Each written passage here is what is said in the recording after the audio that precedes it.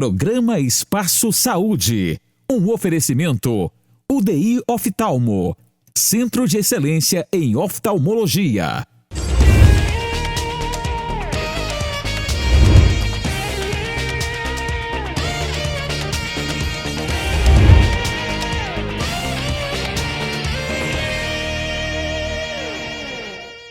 Bom dia! Começando a partir de agora o programa Espaço Saúde. E hoje nós temos a presença do oftalmologista Bonifácio Barbosa e ele vai falar sobre doação de órgãos. A gente também tem a participação da ginecologista Fernanda Arcoverde e ela tira as dúvidas mais frequentes do consultório médico. A gente vai para o intervalo, mas antes você vai conferir uma matéria que dá mais explicações sobre a depressão pós-parto. Confira! Quando um bebê nasce, é natural que a mãe experimente uma espécie de melancolia. É o que chamamos popularmente de baby blues. Isto acontece por causa das alterações hormonais no pós-parto e porque a adaptação à vida com o novo bebê não é simples. Exige disposição física, emocional e social. E a mãe, como protagonista neste processo junto com o bebê, pode se sentir confusa e triste. Mas quando esta tristeza se prolonga ou é muito intensa desde os primeiros dias, é importante que quem convive com esta mãe preste atenção a alguns sinais. Ela pode estar com depressão pós-parto. Para a Rebeca, foi a observação de uma tia que acendeu o alerta. Eu me tornei uma nova pessoa, que eu não me reconhecia nessa nova pessoa. Eu não me via mais em mim mesma. Se a mãe está triste o tempo inteiro, acha que tudo que dá errado é culpa dela e não consegue relativizar as situações, não tem vontade de passar tempo com o bebê ou amamentar, não quer comer, não cuida do corpo, do cabelo ou da higiene, de uma forma geral e até exagerada, tem dificuldade para pegar no sono e demonstra um desânimo intenso, é hora de buscar ajuda. Ninguém me entende. Ninguém me escuta, eu não me sinto compreendida. É um sinal que, na verdade, a gente é que está se isolando. A depressão pós-parto é grave e deve ser tratada com muito cuidado.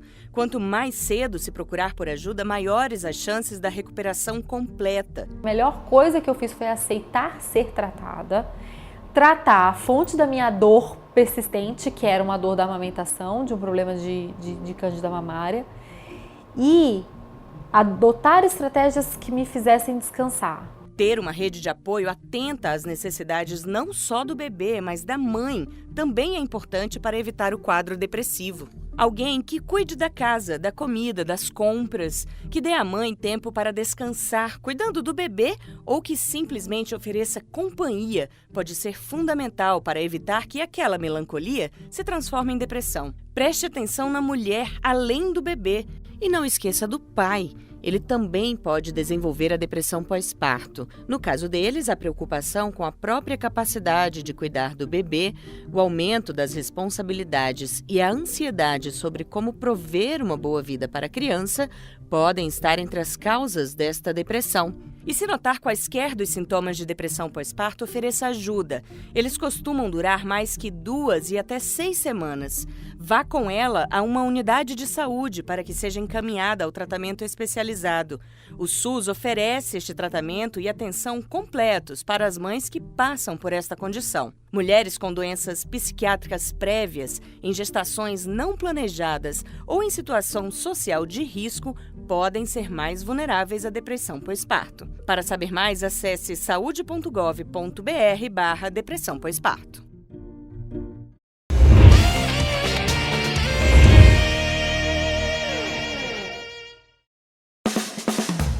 UDI Oftalmo, Centro de Excelência em Oftalmologia. Dispomos de uma equipe de profissionais especializados e aparelhos modernos para exames e cirurgias. A UDI Oftalmo oferece um atendimento personalizado e procedimentos médicos de alto padrão. UDI Oftalmo, visão em tudo que faz. Unidades Medical Jaracati e Quatraque.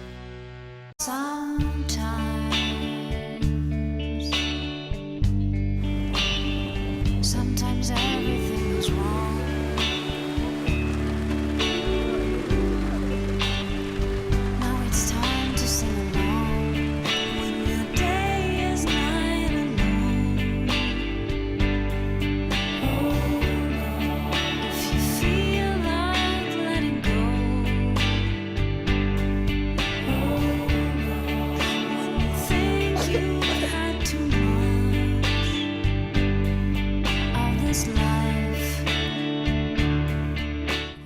hold on. Hold on. You are not alone.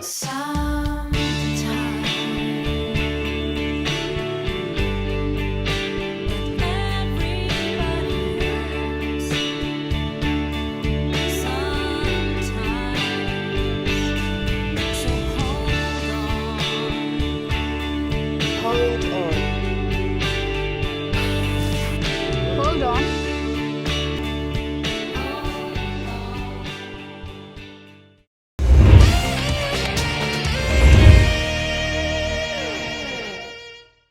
E no nosso quadro Saúde dos Olhos desta semana, a gente tem a presença do oftalmologista Bonifácio Júnior e ele vai falar sobre doação de órgãos, especificamente doação de córnea. Confira! Olá, estamos mais uma vez no programa Espaço Saúde. Eu sou o Dr. Bonifácio Barbosa, médico oftalmologista da UDI Oftalmo, e hoje iremos falar sobre o Setembro Verde. E você sabe o que é o Setembro Verde? O Setembro Verde é um mês de conscientização para as pessoas doarem órgãos, e na oftalmologia, especificamente a córnea, para a realização do transplante de córnea. E o transplante de córnea é um transplante fundamental para a recuperação visual das pessoas que têm alguma doença corneana. E especificamente aqui no Maranhão, nós temos mais de 500 pessoas aguardando uma córnea para transplante.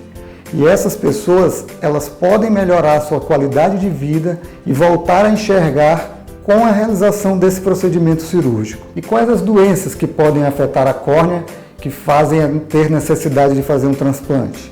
Nós temos várias doenças que acometem a córnea e que causam ou uma deformidade na córnea, como por exemplo o ceratocone, ou opacidades na córnea, como distrofias, que são doenças hereditárias que fazem com que a córnea perca a transparência, ou mesmo opacidades adquiridas após algum procedimento cirúrgico, como por exemplo uma cirurgia de catarata não bem sucedida, faz com que esses pacientes percam a transparência da córnea e com isso percam a qualidade visual, sendo necessário a substituição desse tecido por um novo tecido. E como funciona a doação?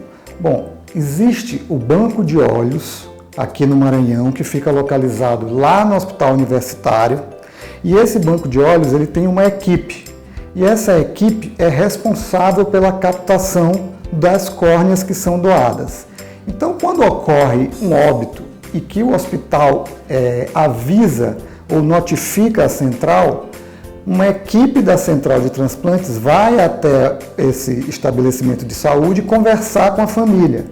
E aí a família pode autorizar com que seja feita a captação do órgão por essa equipe.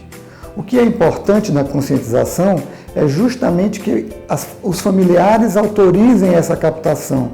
O que a gente observa muito aqui no Maranhão é que as equipes acabam chegando lá e tem muita negativa da família por diversas razões, inclusive questões religiosas, impedindo que o tecido que poderia ser viável, que poderia ser utilizado para devolver a visão para outros pacientes, não seja captado. E essa córnea, uma vez captada pela equipe do banco de olhos, ela vai ser armazenada e ela tem até 14 dias para ser utilizada. Quando você doa uma córnea, você não doa especificamente para uma pessoa. Ela é doada e a pessoa que está em primeiro lugar aguardando na fila é que vai receber essa córnea. Então eu não posso especificar para quem vai a córnea que vai ser doada por qualquer paciente. Então existe uma fila que ela é única, independente se o transplante vai ser feito na rede particular ou na rede pública, as pessoas ficam numa única fila e vão recebendo pela ordem de inscrição. As pessoas que estão há mais tempo na fila são as que recebem as córneas primeiramente. É claro que existem alguns critérios que são critérios de prioridade. Algumas pessoas que podem entrar em primeiro lugar na fila. Dentre esses critérios, um mais importante é em casos de perfuração ocular. Se você tem uma córnea que por alguma razão ela foi perfurada, ou por uma infecção, ou por um trauma, e você precisa de um tecido para recuperar aquele olho de uma forma rápida, essa pessoa ela entra como prioridade. Então a primeira córnea que entrar vai ser para ela e, obviamente, o médico responsável tem que comprovar que aquela pessoa preenche os critérios de prioridade. Em relação às pessoas que podem ser doadoras, existem alguns critérios que contraindicam a doação. Entre eles, algumas doenças infecciosas que correm o risco de ser transmitidas pela córnea que vai ser doada, ou algumas doenças neoplásicas também, e, obviamente, pacientes que têm alguma doença corneana ou ao mesmo que tem alguma alteração nessa córnea por algum motivo durante a vida que fez com que a qualidade do tecido seja ruim. A partir do momento que a gente faz a captação da córnea, a gente leva para o banco de olhos e essa córnea é analisada para saber se ela tem uma qualidade boa, ou se ela é uma qualidade regular, ou se ela é uma qualidade ruim. As córneas que têm uma qualidade ruim, elas podem ser utilizadas em alguns casos, como casos de urgência. Como eu falei, casos de perfuração em que você quer reconstruir o olho, você pode usar uma córnea que, apesar de ter uma qualidade ruim, ela é ruim na transparência, mas ela tem uma estrutura normal. Então, depois eu posso fazer um transplante com uma córnea de uma qualidade melhor, com o objetivo de recuperar a visão. Então, eu reconstruo o olho inicialmente e depois eu faço uma nova cirurgia para reconstruir e devolver a visão. Uma das causas mais importantes de transplante de urgência, que são os casos onde pode acontecer a necessidade de uma priorização, são as úlceras de córnea, ou seja, são as ceratites por uma infecção. E essas ceratites podem ser por uma infecção fúngica, ou por bactéria, ou por vírus, como o herpes, ou mesmo por alguns tipos de protozoários, como a cantameba. E os fatores de risco para que desenvolvam uma úlcera de córnea, uma infecção grave, tem o trauma corneano, que faz com que tenha uma lesão na córnea e com isso possa desenvolver uma infecção, ou mesmo o uso de lente de contato de uma forma não adequada. Então isso é importante porque o número de usuários de lente de contato é muito grande e é importante que eles tenham consciência de fazer o uso corretamente para que evite ou pelo menos diminua a chance de que eles tenham uma úlcera de córnea, que pode ser um fator de risco ou pode ser um motivo para ter que realizar um transplante de córnea no futuro. Um aspecto importante é que no Brasil não pode ser comercializado nenhum tipo de órgão e não pode ser comercializado córnea. Então, se alguém por algum motivo ou por alguma situação oferecer qualquer coisa nesse sentido, isso é proibido, é crime. Você não pode comprar uma córnea, assim também como você não pode comprar uma vaga para ser uma priorização, ou seja, furar a fila de transplante. Isso também é crime. Então isso tudo é importante que fique bem claro. É sempre bom lembrar que não precisa estar no documento de identidade que aquele paciente que foi a óbito ele é doador. Ainda que não tenha nada escrito, qualquer membro da família próximo que queira autorizar a doação pode fazer. E com isso a central de transplantes vai captar esse tecido. Então esse mês é um mês importante de conscientização para que a gente consiga que mais pessoas se tornem doadoras e com isso a gente aumente a oferta de córnea e diminua o número de pessoas que estão nessa fila hoje aguardando por um transplante e que isso pode mudar a vida dessas pessoas. Então, conscientize os familiares, conscientize os amigos, para que a gente tenha um maior número de córneas disponíveis, um maior número de doadores, para que mais pessoas possam se beneficiar no futuro desse transplante.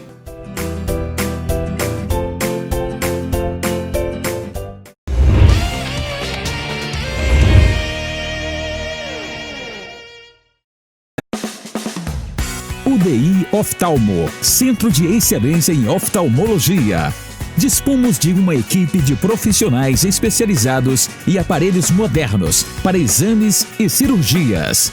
A UDI Oftalmo oferece um atendimento personalizado e procedimentos médicos de alto padrão. UDI Oftalmo, visão em tudo que faz. Unidades Medical Jaracati e Quatraque.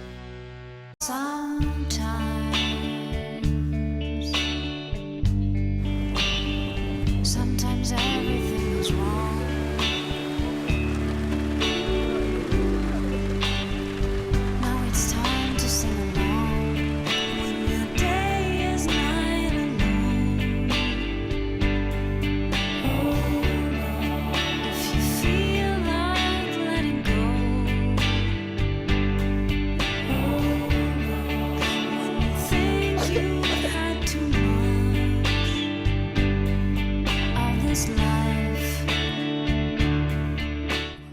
Hold on.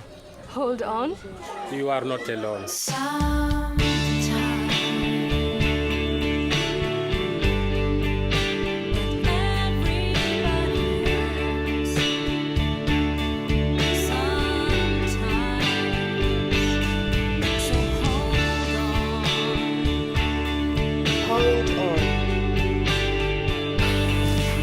Hold on.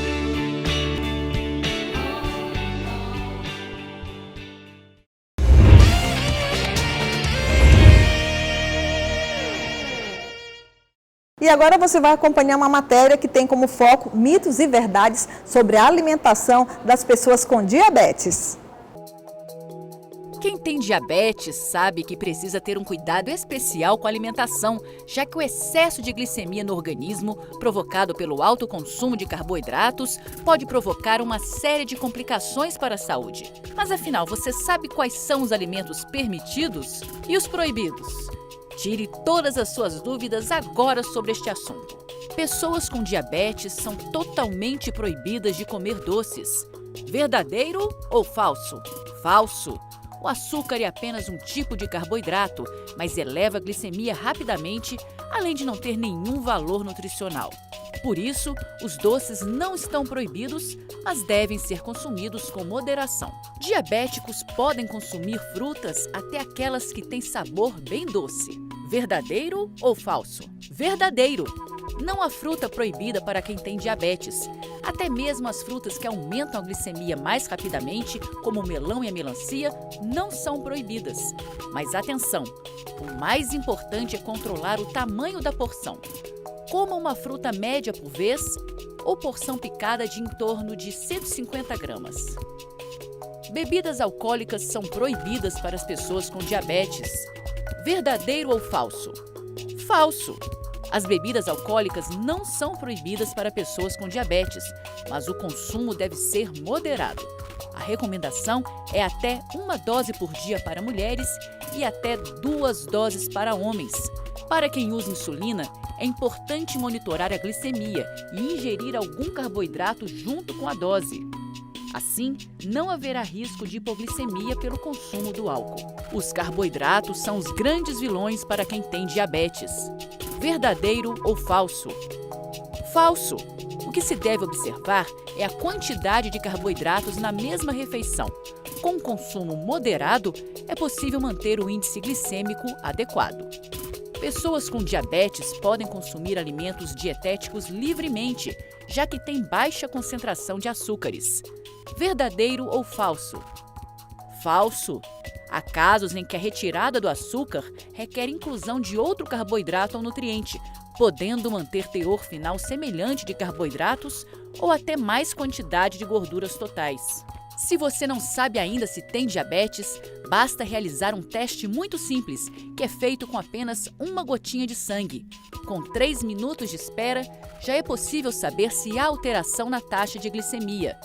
Tanto o exame como o tratamento, caso o diagnóstico seja positivo, são oferecidos gratuitamente pelo SUS.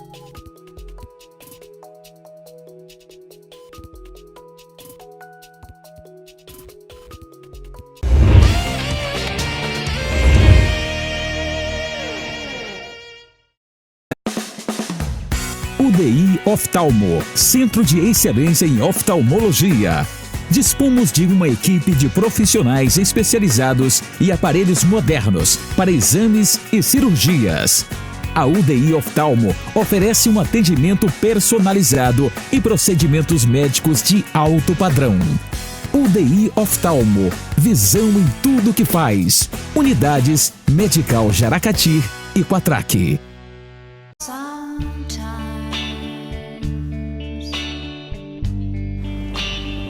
Sometimes everything is wrong.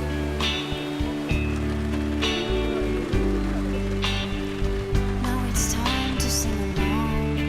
When your day is night alone. If you feel like letting go. When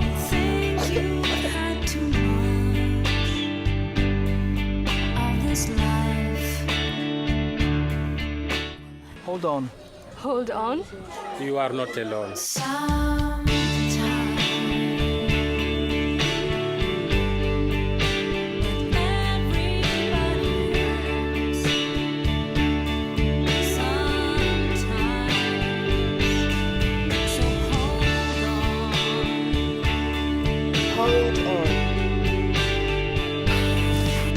Hold on.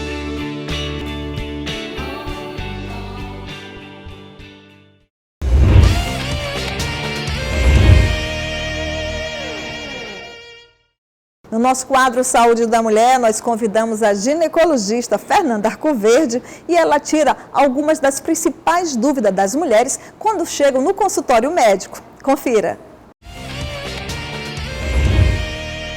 Olá, eu sou Fernanda Arcoverde, ginecologista, e hoje a gente vai conversar um pouquinho sobre as dúvidas mais frequentes do consultório do ginecologista. Bom, e a gente começa o nosso bate-papo com a primeira pergunta, que é: com que frequência eu devo ir ao ginecologista?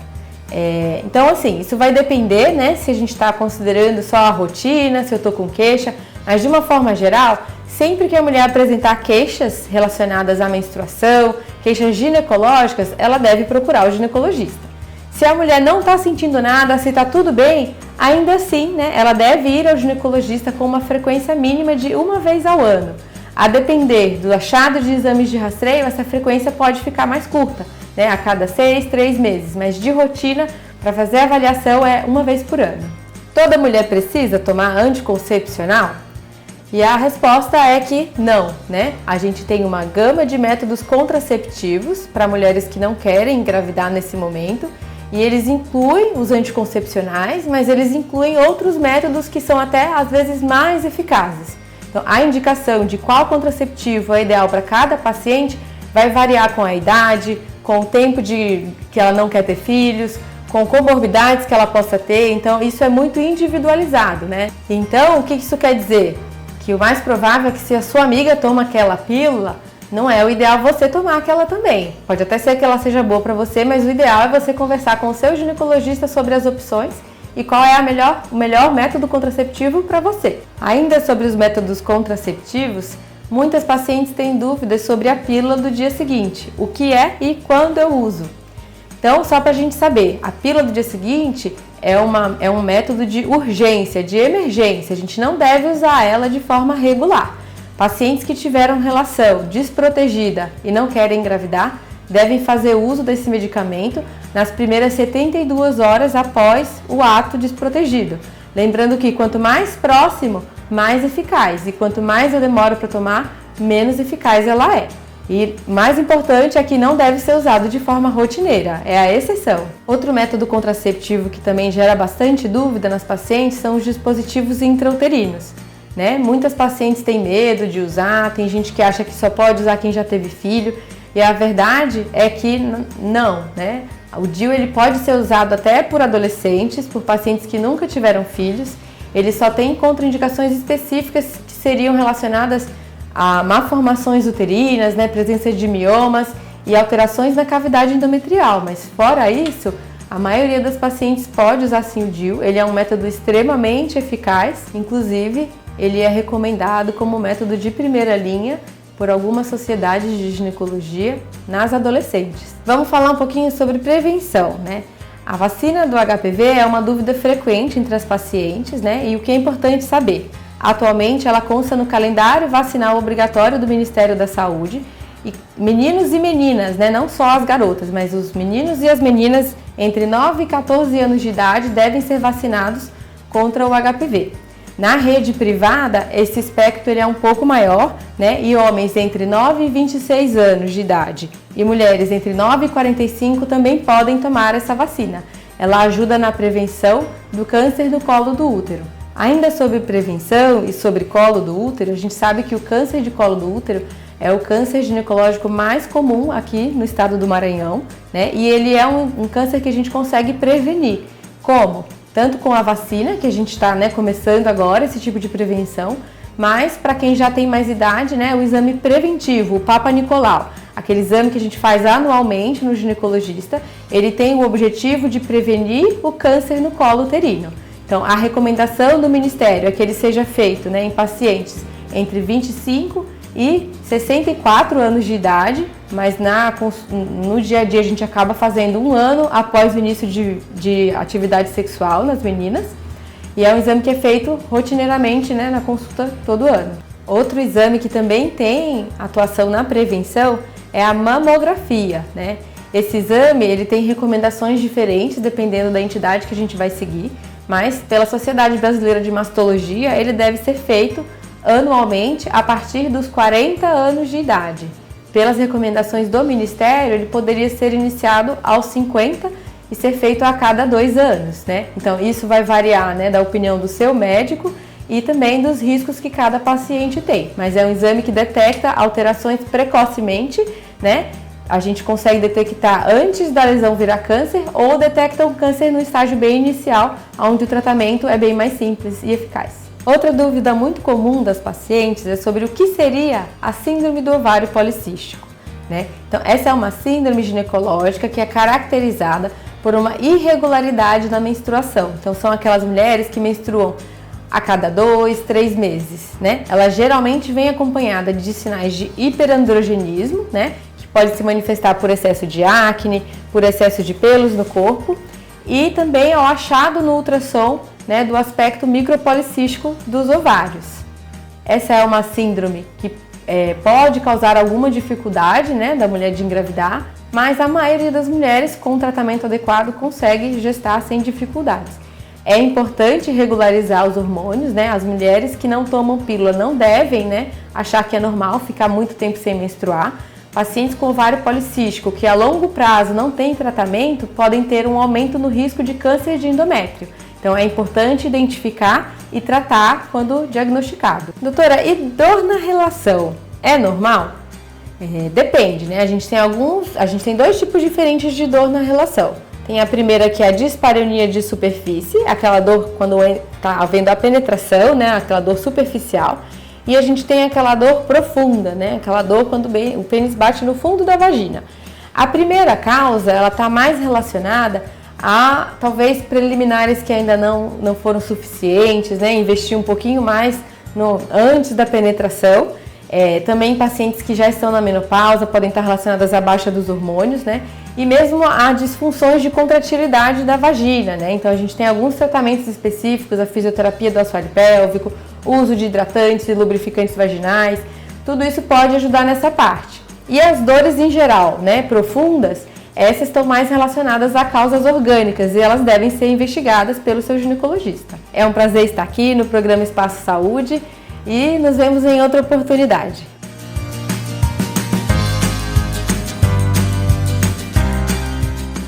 A gente vai ficando por aqui, mas o programa Espaço Saúde volta na semana que vem. Lembrando a você que é sábado, às 9h30 da manhã, aqui na Band Maranhão. E detalhe, quero informar vocês que já está circulando na capital maranhense a primeira edição da revista Espaço Saúde, que tem como foco mostrar o trabalho dos profissionais que atuam na área da saúde e também das empresas. E se você quiser participar da nossa segunda edição, basta entrar em contato com o telefone que está aparecendo no seu vídeo e nós damos mais informações. Programa Espaço Saúde, até semana que vem.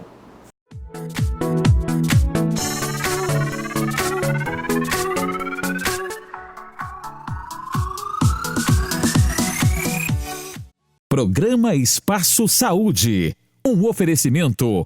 UDI Oftalmo. Centro de Excelência em Oftalmologia.